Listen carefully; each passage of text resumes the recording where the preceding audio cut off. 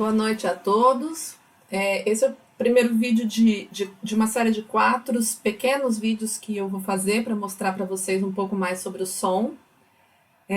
Para mostrar um pouco mais, na realidade para ilustrar o que eu já expliquei para vocês nas videoaulas, eu estou usando uma toolbox, que é uma toolbox implementada para o MATLAB. Essa toolbox se chama Som Toolbox.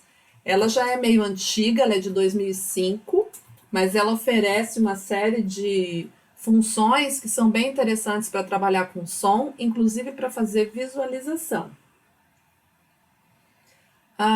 Então, aqui a gente tem uma representação do espaço topológico do som, hexagonal ou retangular. No caso do hexagonal, cada neurônio tem 6 vizinhos, e no caso do retangular, 8 vizinhos, mas acredito que isso já esteja claro para vocês como que eles se organizam.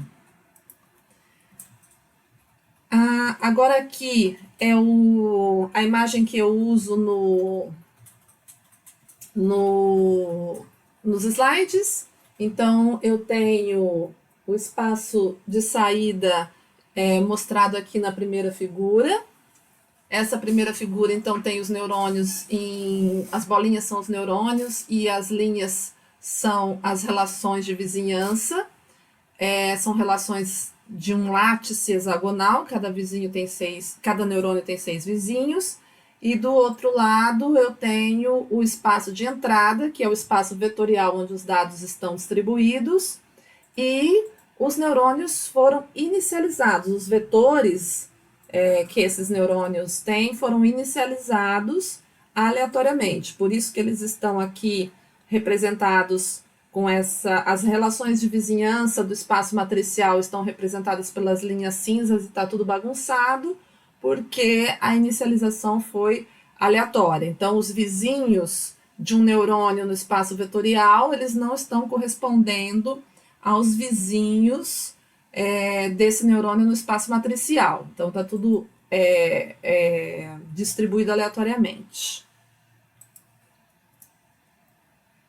Agora, do lado, a gente já tem o mapa treinado. Então, depois de uma quantidade de épocas, o mapa se organizou. Vejam que agora os vizinhos dos neurônios no espaço vetorial correspondem aos vizinhos desse neurônio no espaço matricial. Muito provavelmente aqui o erro topológico é bem pequeno, e nessa figura do meio o erro topológico é alto. Então, os neurônios tentaram copiar os dados. Por que os neurônios não conseguem cobrir todo o espaço dos dados? Muito provavelmente porque é aquela história que eu comentei em algum vídeo anterior aí do cabo de guerra, né? Então, um dado puxa o neurônio para um lado e ele carrega os vizinhos, o outro dado aqui embaixo puxa um neurônio para o outro e carrega os vizinhos. Então, a rede ela se abre, mas ela não vai conseguir cobrir todo o espaço aqui, a menos que, nesse caso, eu teria que dar mais neurônios para a rede ou, eventualmente, implementar alguma questão relacionada a pesos aqui desses neurônios, desses dados de borda, para que eles tenham mais força do que os dados internos aqui do meio para puxar. Como a gente não está implementando essa questão de ponderação dos dados, todos eles têm a mesma força para puxar os neurônios, então a rede não consegue cobrir todo o espaço até a borda, porque os neurônios estão ligados e eles não conseguem ir até a borda sem que sejam puxados de volta para o meio. Bom, então aqui é isso. Agora aqui nessa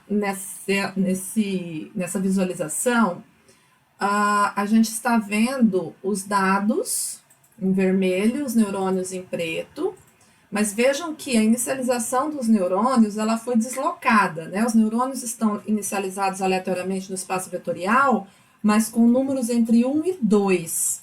E a variação das coordenadas dos dados nesse espaço é entre 0 e 1. Então, vejam que o espaço vetorial é o mesmo, um espaço de duas dimensões, mas a rede foi inicializada de uma maneira deslocada, fora dos dados, no mesmo espaço, mas fora do alcance ali da variação dos dados. Então, vamos ver como que a rede vai conseguir aproximar os dados.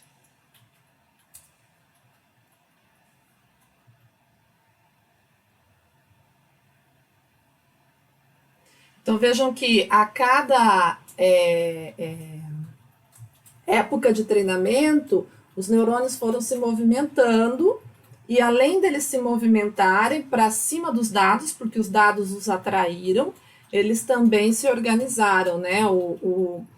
A rede se abriu durante a execução. Logo no começo, se vocês olharem depois novamente, logo no começo, os neurônios a rede já se abre e ela vai se abrindo e se aproximando dos dados. E no fim, se vocês perceberem assim com um pouquinho mais de cuidado, a movimentação dos neurônios ela é mais leve, ela é menor, né? Então é aquele conceito de o início do treinamento é uma fase de ordenação e o fim do treinamento é uma fase de ajuste fino. Aqui é um exemplo que vai ocorrer no espaço vetorial de 3 dimensões. Então, os dados estão no espaço de 3 dimensões, mas a rede vai ser determinada com o espaço matricial de 2 dimensões.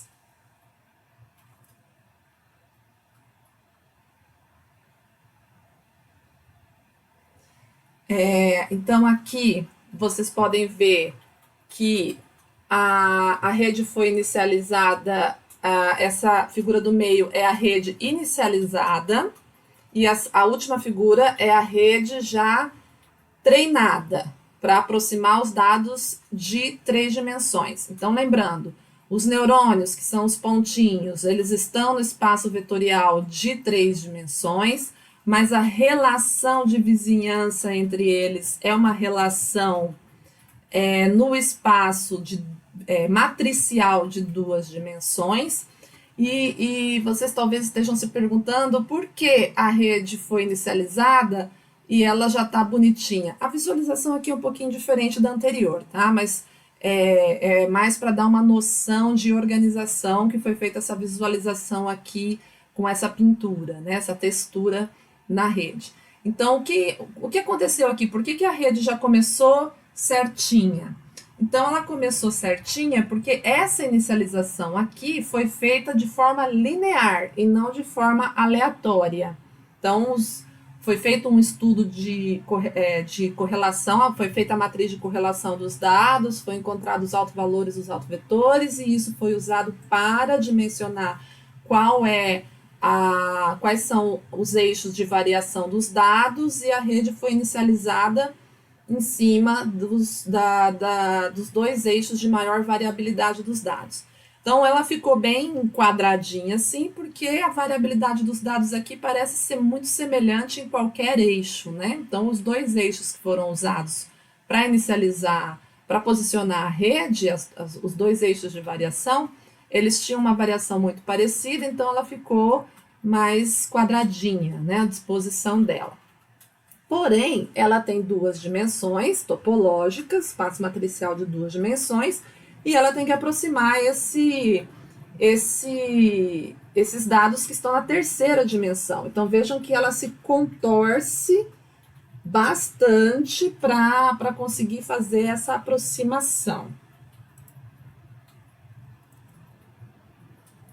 Aqui é uma ilustração do BMU, então, imaginando um dado, que é o dado 000, né? Esse dado, isso mesmo, é o dado 000. Esse dado,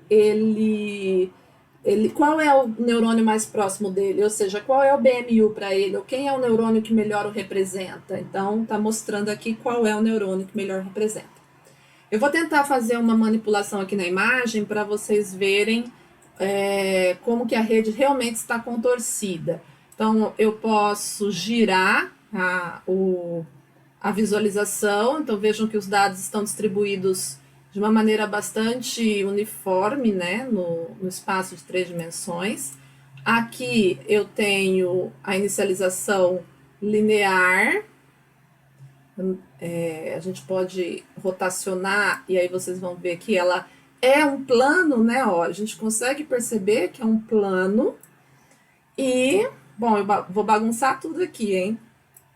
E aqui a gente percebe o quanto ela está contorcida, dobrada, vejam só. O quanto ela está dobrada para tentar se adequar aos dados de 3 dimensões. Então, os nossos neurônios, que são esses pontinhos pretos, eles são vetores tridimensionais, mas vejam que a disposição deles em relação aos vizinhos, ela é toda dobrada, porque é o espaço topológico tentando se aproximar do espaço de maior dimensão, que é o espaço vetorial dos dados. Então, acho que deu para ter uma ideia aqui, rotacionando, que realmente a rede está contorcida, né? Bom, e aí a última informação que eu tenho aqui para mostrar para vocês não estão vendo porque não está plotado, mas eu vejo aqui no código de execução que o erro de quantização calculado em cima da inicialização do mapa. Então, o que quer dizer isso? Alguém foi lá, inicializou o mapa e já calculou o erro de quantização. O erro de quantização é de 0,27. E o erro de quantização calculado aqui no mapa depois de treinado é de 0,12. Então, vejam que quando a rede foi inicializada, ela não representava bem os dados, porque os dados não estão dispostos dessa forma aqui, retinha, bonitinha, como estão os neurônios. Depois os neurônios se movimentaram, se adaptaram aos dados e passaram a representar de uma maneira mais adequada esses dados, tanto que o erro de quantização era 0,27, passou a ser 0,12. Mas, como vocês já devem imaginar, aconteceu o contrário com o erro topológico. O erro topológico da rede aqui no início do treinamento era 0. Por quê?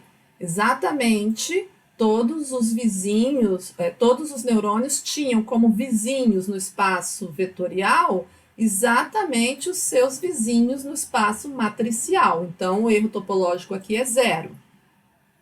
Já na última figura, o erro topológico ficou em 0,04. Então, o erro aumentou porque a rede se contorceu. Então, para a gente poder ter uma rede que consegue representar os dados, consegue se aproximar dos dados, tanto que o erro de quantização diminui, essa rede precisou se contorcer. Uma vez que ela se contorceu, o erro topológico dela aumentou.